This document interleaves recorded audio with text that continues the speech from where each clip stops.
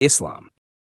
In Islam, when a Muslim dies, the body is washed gently, usually 3 times with water, in a respectful way similar to the purification before prayer. After that, the body is wrapped in a simple white cloth called a kafan in Arabic. It does not matter if the person was rich or poor, powerful or weak. Everyone is buried in the same simple white cloth. The body is buried quickly, usually within 24 hours if possible. It is placed on the right side, facing toward the Holy Kaaba. Before the burial, people perform a special prayer called janazah. The funeral prayer has no bowing and no prostration. It is only standing and asking Allah for mercy. But here's what most people don't know. The real journey starts after burial. According to Islamic texts, 2 angels named Munkar and Nakir appear in your grave. They ask you 3 questions. Who is your Lord? What is your religion? Who is your prophet? If you lived as a believer, the answers flow easily. Your grave expands as far as you can see. A window to paradise opens, and you see your place there. You sleep in peace until Judgment Day. But if you can't answer, your grave becomes so tight it crushes your ribs. A window to hell opens, and you experience punishment until resurrection. This period is called barzakh, a barrier state between death and the day of judgment, where your soul waits. Then comes the day of judgment.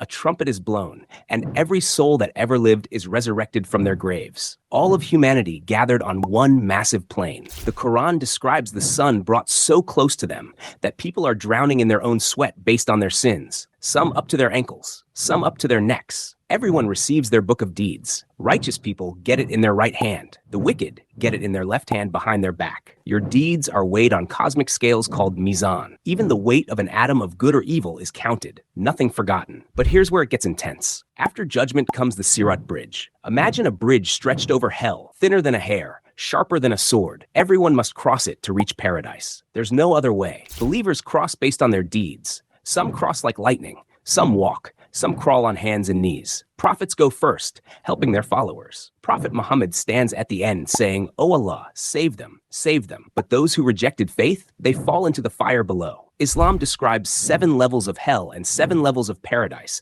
with the highest called Firdaus. Judaism. Judaism is Islam's cousin religion. They even bury their dead the same way. Within 24 hours, body washed by a holy society called Shevra Kadisha, wrapped in a simple white shroud, placed in a plain wooden coffin. But when it comes to the afterlife, Judaism has something surprising. Hell isn't permanent. Jewish texts call it Gehenna. It's not endless torture. It's purification, like your soul going through a spiritual washing machine. The maximum time anyone spends there? 12 months. Even the worst human who ever lived would eventually be purified and move on. This is completely different from Christianity and Islam, where hell is eternal. The righteous go straight to Gan Eden, which means Garden of Eden. Peace, closeness to God, spiritual pleasure. And here's something you will not believe. Judaism teaches that righteous people of all nations have a place there, not just Jews. After death, the soul waits for something called Olam Haba, which means the world to come. The idea is that the world we live in right now is broken and full of suffering. In Judaism, there is a strong belief that one day the Messiah will come and restore justice and peace. In Islam, it is called Dajjal, the false Messiah, the greatest deceiver in history. In Christianity, it is called the Antichrist. At that time, the dead will be physically resurrected. The body will come back to life and reunite with the soul, and people will live in a renewed and perfected world where suffering, injustice, and death will no longer exist. But not all Jews believe the same thing. Orthodox Jews expect actual physical resurrection, meaning their real bodies will come back to life one day. Reform Jews see it more spiritually, focusing on the soul living eternally rather than the body returning. And Kabbalah, the mystical branch, believes in Gilgul, which is reincarnation. Your soul comes back to earth in different bodies, life after life, until you complete your spiritual purpose. Christianity. In Christianity, there are 2 main different ideologies. One is Catholic, and the other is Orthodox. Christianity came from Judaism, but added something completely new. A place between heaven and hell called purgatory. When a Catholic dies, their soul is judged immediately. Heaven, hell, or purgatory. Purgatory is not meant to be punishment. It is purification. The idea is that if someone is destined for heaven, but their soul is not fully pure yet, they go there first. You can think of it like a spiritual hospital, where the soul is healed and prepared before entering paradise. How long does it last? No one really knows. It could be a short time, or it could be much longer. But one important difference is that in this belief, people who are alive can pray and do good deeds to help the soul during this time. Your family can pray for you. Masses can be offered for your soul. These prayers can shorten your time in purgatory. This is why Catholics pray for the dead. In this belief, everyone who enters purgatory eventually reaches heaven. It is temporary, not eternal. Hell, in Catholic teaching, is eternal separation from God. It is a state of punishment and suffering for those who die in serious sin without repentance. And heaven is described as the beatific vision, seeing God directly and living in complete and eternal joy. But the story does not end there. At the end of time, Jesus Christ will return. All people will be resurrected, and the final judgment will take place. After that, God will create a new heaven and a new earth where the saved will live forever. However, Orthodox Christians have a slightly different understanding. In Orthodox Christianity, there is a belief that after death, the soul goes on a journey for about 40 days. During this time, the soul is said to revisit places from its life and face its past actions. In some traditions, this is described as the aerial toll houses, where the soul is questioned about different sins like lying, stealing, or pride. Because of this, the first 40 days after death are considered very important. The living pray, hold special liturgies, and ask for mercy, believing that these prayers help the soul during this journey. The ultimate goal in Orthodoxy is something called theosis, becoming closer to God and being transformed by his presence. One of their unique views is that heaven and hell are not completely separate places, but different experiences of the same divine reality. For the righteous, God's presence brings peace and joy. For those who reject him, that same presence becomes painful and overwhelming. Protestant Christians, however, rejected many of these ideas. They generally do not accept purgatory, prayers for the dead, or this 40-day journey. Instead, they teach that after death, a person goes directly to heaven or hell, based mainly on faith in Jesus. Hinduism.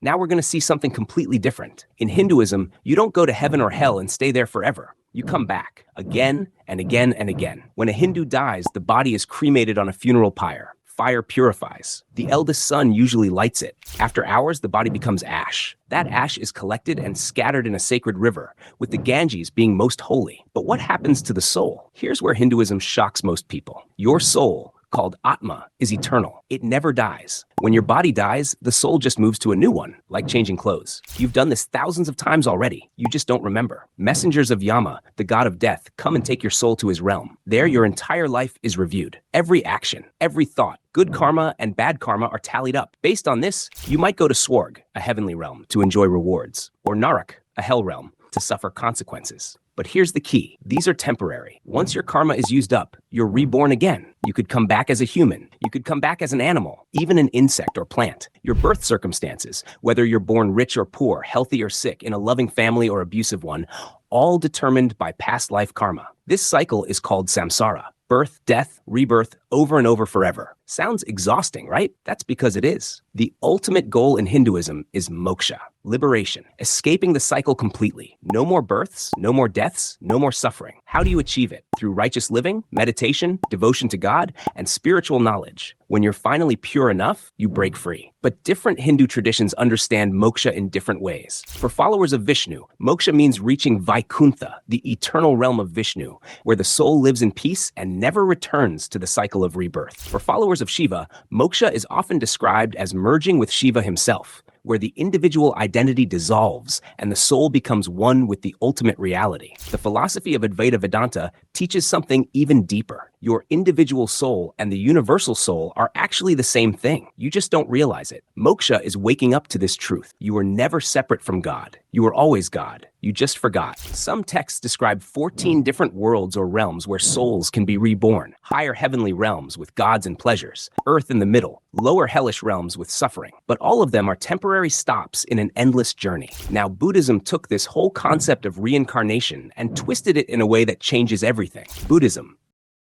Buddhism says there's no permanent soul. Nothing is reborn because there's nothing permanent to begin with. So what actually continues from one life to the next? In this belief, it is consciousness. A common example is a candle lighting another candle. The new flame is connected to the first, but it is not the same flame. In the same way, the next life is linked to the previous one, but it is not the exact same person. This is why it is often described as rebirth rather than reincarnation. And that difference is important. In Theravada Buddhism, which is practiced in places like Thailand and Sri Lanka, when a person dies, rebirth happens immediately. There is no waiting period. Based on karma, consciousness moves straight into a new existence. This new life can be in one of 6 different realms, depending on the actions and intentions of the previous life. Mahayana Buddhism, which is practiced in places like China and Japan, has a more detailed understanding. In Pure Land Buddhism, it is taught that a person can be reborn in the pure land of Amitabha Buddha.